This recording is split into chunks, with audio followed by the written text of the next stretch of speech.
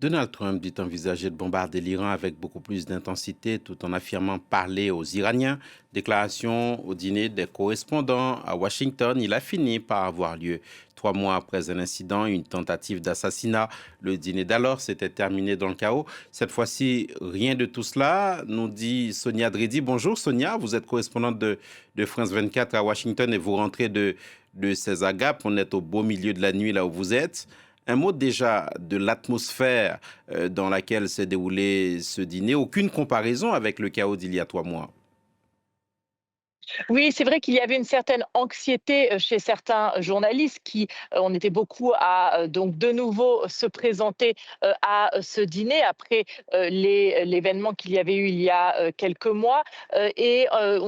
C'était déjà un dîner beaucoup plus intimiste parce qu'il y avait quelques 700 invités au lieu des 2600 la dernière fois. Donc, on a senti une sécurité accrue également avec au moins deux passages, deux portiques de sécurité avant d'arriver dans la salle. Et donc, c'est un dîner qui a pu se dérouler normalement. Donald Trump l'a dit au début de son discours, The show must go on, le spectacle doit continuer. Donald Trump qui, comme beaucoup s'y attendaient, eh bien, a lancé plusieurs piques contre les journalistes après avoir toutefois rendu hommage notamment à la présidente de l'association des correspondants de la Maison Blanche. Il a notamment déclaré que c'était l'endroit le plus où le plus grand groupe de personnes atteintes du syndrome de délire anti-Trump, je cite, était rassemblé. Et il a notamment fini son discours en ironisant sur le fait qu'il allait se représenter à la présidentielle une quatrième fois et en mettant une casquette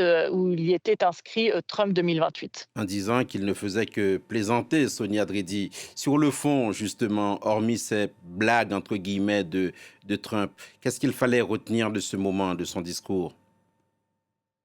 Alors Donald Trump a profité de ce discours, notamment pour parler de l'Iran. Il a assuré que l'Iran voulait toujours négocier avec les États-Unis, qu'il continuait de parler avec les États-Unis. Hier, dans le bureau ovale, Donald Trump avait notamment mentionné que Steve Witkoff, son représentant, ou encore Marco Rubio, le secrétaire d'État, parlaient avec les Iraniens.